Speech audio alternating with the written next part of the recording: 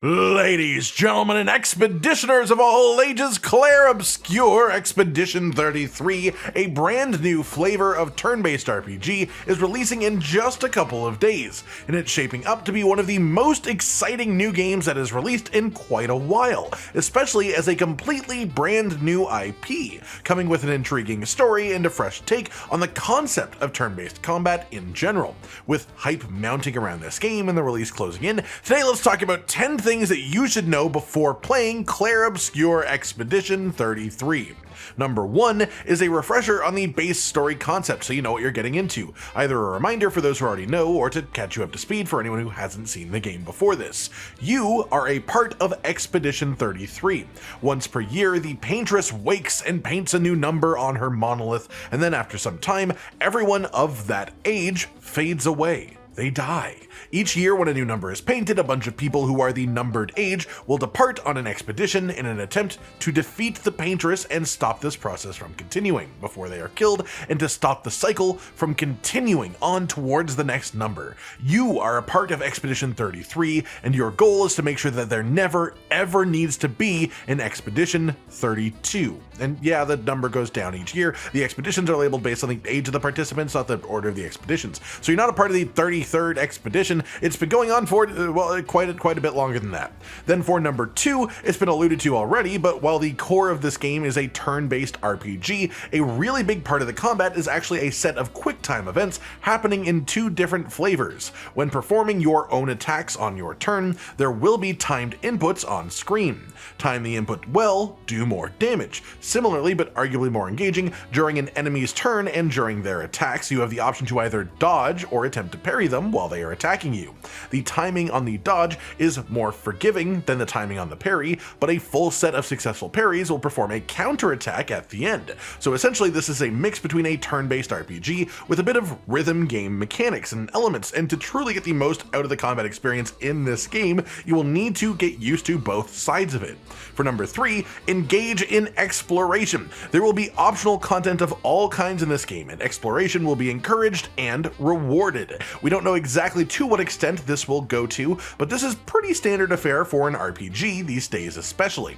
From what we've heard, it would take around 60 hours to fully 100% complete this game, but you can complete it a lot faster if you just go full blast only on main story and main paths. For a modern RPG, 60 hours for 100% isn't a crazy amount of time, so I recommend really getting the most out of the game. Maybe don't go full 100% completion route unless you really like being a completionist, but I urge you to not just follow the main objective and really dig in and see the side experiences, see what the game world has to offer that isn't directly in plain sight, and your experience playing it will only improve the more that you are willing to look around. Following that, another important note related to combat that we have heard talked about is the break bar. As you hit enemies, they will take damage. Deal enough damage and you will fill their break bar. Once the bar is full, you'll be able to use specific abilities to then pop this and get a stun effect, which makes the enemy unable to act on their next turn. Knowing how turn-based RPGs tend to go, I imagine that learning how to master the timing of that break bar pop will be extremely important to playing the game on its highest difficulties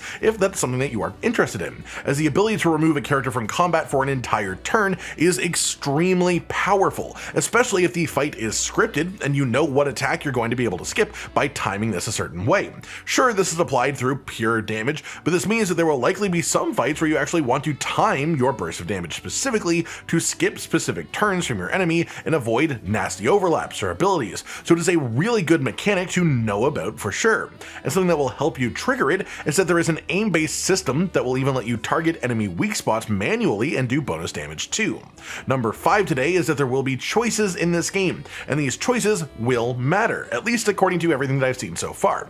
This is a bit of a played out concept in gaming at this stage, honestly. RPGs giving you dialogue choices or just choices in general, and promising you that it will matter at some point in the game. And a lot of the time, these choices all tend to end up either in the same result or similar enough results that they just feel a bit pointless to have asked you to make a choice in the first place. From what I've read and heard so far in the articles that have been released early about Expedition 33, there seems to be genuinely meaningful choices in this game. I say this because when a choice comes up, you might want to sit there and give it some genuine thought before making up your mind, because it could actually have lasting ramifications on your playthrough later on. Next up, for number 6, in terms of combat, there are numerous playable characters that will be part of your adventure with Expedition 33, and each one of them has their own unique playstyle centered around a generalized ability. Gustav, the sort of main cover character, has Overcharge, which gains charge as you deal damage, parry, or build it through certain skills. Then you can spend that charge on other abilities to make them do bonus damage or otherwise have boosted effects. Lune gains elemental stains from her casting skills, and then can spend these stains by casting different skills again, giving them bonus damage or other bonuses like status effects as well.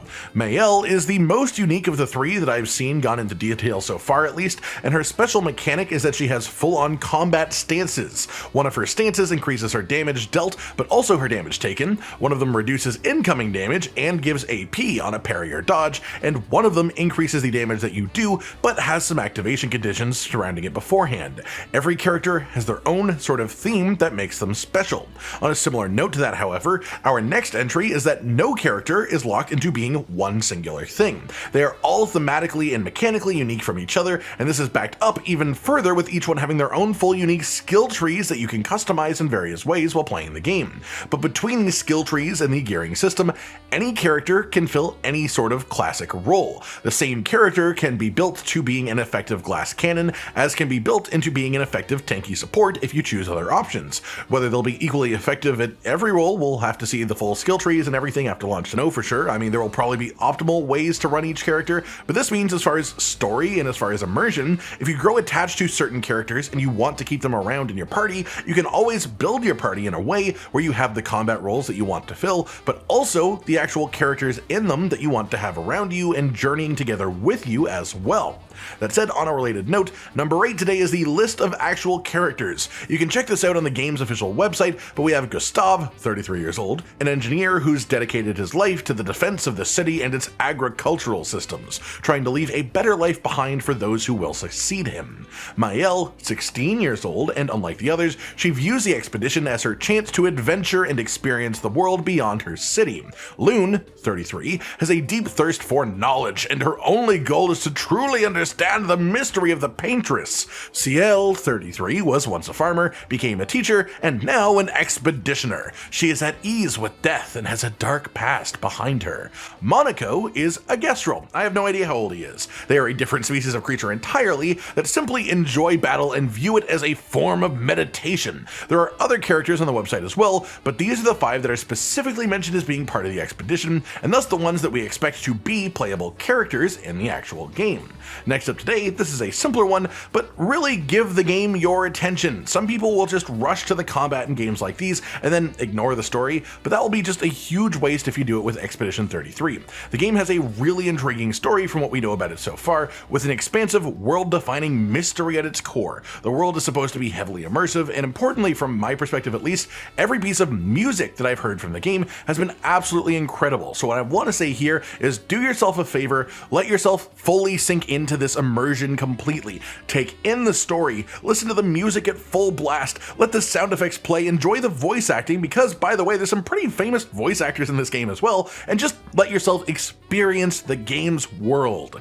Then finally, something I think you should know going into this is that this is actually the first game being released by a new game studio, Sandfall Interactive. It's full of gaming industry veterans with a number of ex-Ubisoft employees behind the helm, but this is the first game made by this group of people and under the banner of this new studio. It's a fresh take on a classic genre, and it is a passion project of the CEO and creative director for the company, who stated that he feels that it's a shame that there isn't a big, realistic AAA turn-based game in the modern market, and presumably he's not counting Baldur's Gate 3 in here, more looking towards the likes of Final Fantasy, but specifically towards older Final Fantasy titles, as the modern Final Fantasy games have been moving more and more towards the action combat side of things and away from turn-based, which has specifically left a gap in the turn-based gaming market that this dev team is looking to fill with this game, with the CEO and creative director citing Persona 3 and Final Fantasy 8 as 2 of his personal favorite games. All of this to say, this game is somewhat coming out of nowhere. It's from a new studio, and it's got quite a lot of hype generating around it too from what has been shown up to this point,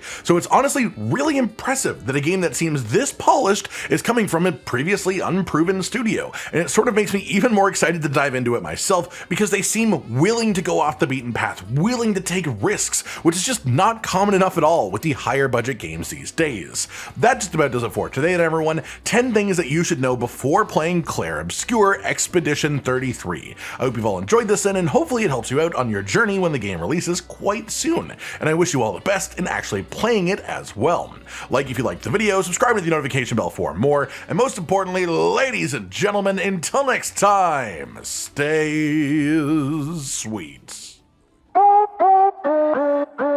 Josh, Cotton, and Hollow with the videos, dropping the humor like a hammer on your tippy toes, bringing entertainment on a daily arrangement to take our insanity and turn it into entertainment. Yes, I said entertainment twice, to reiterate that it is nice to look into your faces on a mostly daily basis when you let us in your homes to make the whole world a stage. Goodbye.